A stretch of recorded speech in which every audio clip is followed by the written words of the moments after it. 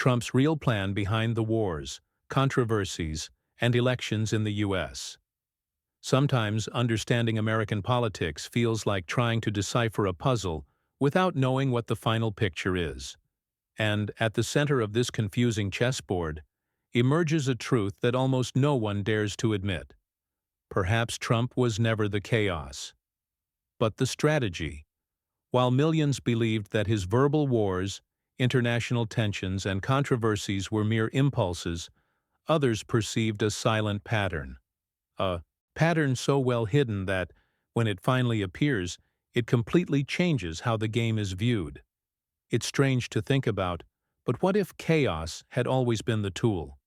What if every scandal, every threat, every seemingly uncontrolled statement had been used to distract, manipulate, reorganize, and make room for something much bigger? It seems absurd, I know. But it is precisely in absurdities that the truth usually hides. History is full of leaders who were classified as unpredictable, until someone, years later, revealed the plan that had always been there, but no one wanted to see. And perhaps the most unsettling thing is realizing that, while the world debated his controversial statements, Trump was consolidating alliances, influencing markets, shaping voters, and building a movement more enduring than any presidential term. The question that remains is simple and disturbing. What if his real plan was never to govern, but to continue governing even when no one else was watching? The invisible chessboard. How Trump always acted beyond what he expected day showed. He always knew that the real game doesn't happen in front of the cameras. While the media was busy interpreting his most explosive statements, Trump was setting up his own chessboard behind the scenes, moving pieces that few noticed. It's like that chess player who pretends to look one way while preparing checkmate on the other. Those who only followed the headlines had a sense of chaos.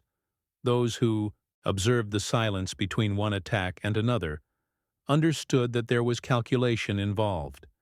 And it is precisely this discrepancy that begins to reveal why so many decisions seemed disconnected, but never were. Many wondered how he managed to turn criticism into fuel. The truth is, he was aware that in a world saturated with information, whoever dominates the narrative wins the game, even if that narrative is controversial. A simple example of this is seen in major entrepreneurs like Elon Musk, constantly criticized, but always steering the conversation. Trump operated similarly, creating distractions at one point to advance at another, such as when he diverted attention with explosive tweets, while closing deals with international leaders. It's a move that seems improvised, but it carries an old strategy: controlling the pace, controlling the audience. Those who worked with him behind the scenes say that the press always underestimated his ability to read the situation. He listened, analyzed, and only then attacked, always with the timing of someone who understands human emotions better than he lets on. An experienced mentor would say that the secret lies in knowing when to speak, and especially when to let others speak for you. And it was precisely this skill that opened doors to moves that the public only discovered later, as if they were only seeing the shadow of the bigger plan. And curiously, this shadow becomes even more evident when we delve into the next aspect of his career: wars, international tensions, and the power game that benefited Trump. Behind the scenes of international politics, Trump always saw global tensions as a kind of barometer to measure his own reach. He knew that, in times of instability, people look for a strong figure, someone who would bang their fist on the table and say, "Let me handle this." It's no coincidence that, amidst conflicts in the Middle East or pressures with North Korea, his popularity fluctuated as he created a sense of control. It was almost like watching a film director manipulating light and shadow. Each gesture, each calculated threat, created exactly the suspense he needed to keep his name in the spotlight. And the curious thing is that this movement wasn't exclusive to the United States. Whenever a crisis arose, Other global leaders observed how it reacted in order to align with or challenge their own narratives. It's like the financial market reacting to tweets from major influencers. A single phrase can make stocks rise or plummet. Trump understood this early on. He knew that by straining relations with China or rehearsing tough talks with Iran, he could shape economic, and consequently electoral, expectations. An attentive investor would say that these fluctuations were opportunities, and he knew exactly when to create the storm and when to offer the umbrella. In the corridors of power, many confided that Trump saw each conflict as a chance to reinforce his image as a ruthless negotiator. For him, the negotiating table was a stage, and wars, sanctions, and agreements were merely elements of the script. In fact, those close to him report that he handled international crises with the coldness of someone playing poker, knowing they have the right card hidden. And this ability to transform tensions into personal advantage inevitably opened the door to another, even bolder strategy, something that manifested itself precisely in the controversies that no one believed were as calculated as they seemed. Controversies as a tool, calculated chaos to dominate attention and the public agenda. For many, the controversies surrounding Trump seemed like impulsive mistakes, but those who observed carefully realized there was method in that chaos. He understood that in an environment saturated with information, there is only one truly valuable currency: attention. And attention is not won through neutrality. That's why, when a crisis seemed to be approaching, he would launch a bombshell statement that would become the topic of the day. It was like that illusionist who makes you look at his right hand while the trick happens on his left, and the press, without realizing it, was working for him. The most curious thing is that Trump mastered a powerful psychological rule. The human brain pays more attention to what provokes emotion, especially outrage. This was evident in many instances where he used controversial phrases to steal the spotlight and keep relevant discussions hidden. Anyone who works in marketing knows this.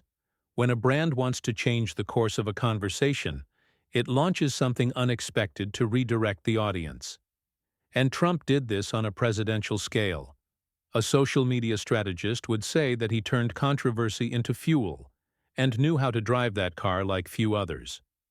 Those close to him reported that he understood the domino effect his controversies generated. While critics wasted energy attacking his statements, he used silence to negotiate agreements, pressure opponents, or reorganize his team. It's like that boss who creates a mini chaos in the company just to test who takes a stand and who remains silent. And this ability to use turbulence as a tool wasn't just tactical.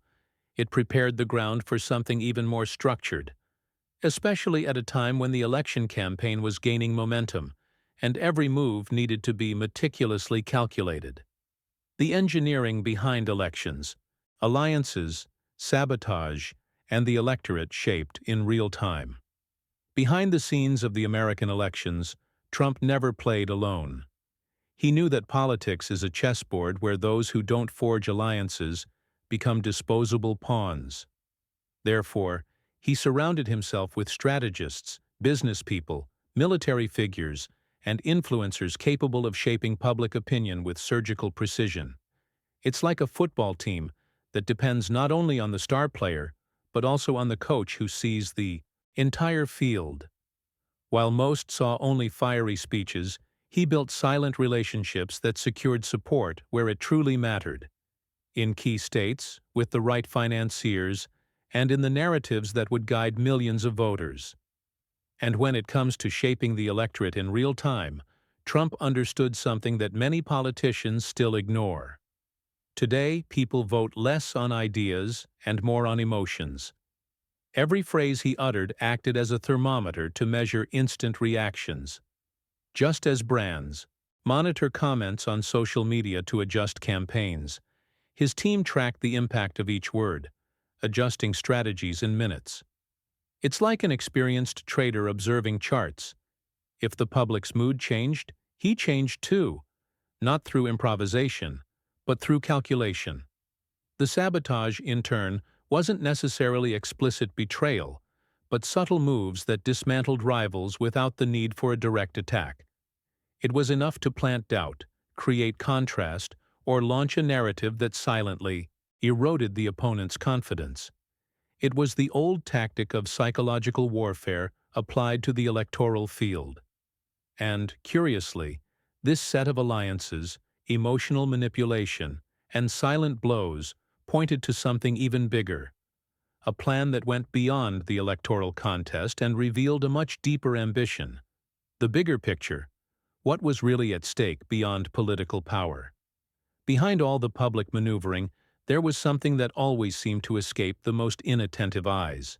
Trump never aimed solely for the office, but for the legacy. He knew that presidents come and go, but symbols remain. And whether you liked him or not, he perfectly understood how to transform his name into a global political brand. It's like those entrepreneurs who plan their international expansion even before opening their first store. While everyone else discussed the now, he was building a narrative for the after, and that after was always more important than the presidency itself. His vision went beyond the White House. It involved economic influence, strategic alliances, and the formation of a cultural base that would survive any election. Think of great leaders who marked eras, like Churchill or Reagan. They were not just politicians, but symbols who redefined mindsets. Trump wanted exactly that. He understood that wars, controversies, and electoral disputes were momentary tools, but building a movement was something almost immortal. And strong movements don't depend on positions of power, but on beliefs planted with precision. And perhaps the most intriguing point is the feeling that part of this plan is still underway. Many analysts say he acts like someone who is already preparing his comeback before even leaving the room. It's like that player who loses a round just to make his opponent comfortable, and then turns the game around when nobody expects it. What was really at stake was never just political control, but the ability to shape the course of a country, and who knows, influence the world's balance of power itself. And it is precisely this long-term vision that opens up space to truly understand the larger context surrounding his name. Ultimately, understanding the true plan behind wars, controversies, and elections isn't just about understanding Trump. It's about understanding how power works when no one is watching. And the big question now is, what do you do with this knowledge?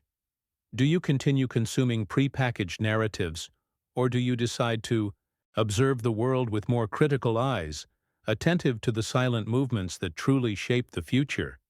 Because whether we like it or not, global politics operates in layers, and you've just accessed one of them. So stop for a moment and ask yourself, which leaders, companies, or institutions are using exactly the same strategies right now? What crises, scandals, and distractions might be hiding bigger plans unfolding right before your eyes? And, most importantly, how can you apply this insight to your own life, to your choices, your analyses, your investments, your daily decisions? The difference between those who observe and those who understand is the same difference between those who react and those who take control. If this content opened your mind, sparked questions, or made you see the situation in a completely new way, then don't let this learning die here. Subscribe to the channel, turn on notifications, and keep following content that goes far beyond the obvious. After all, you've already taken the first step. Now it's time to go deeper.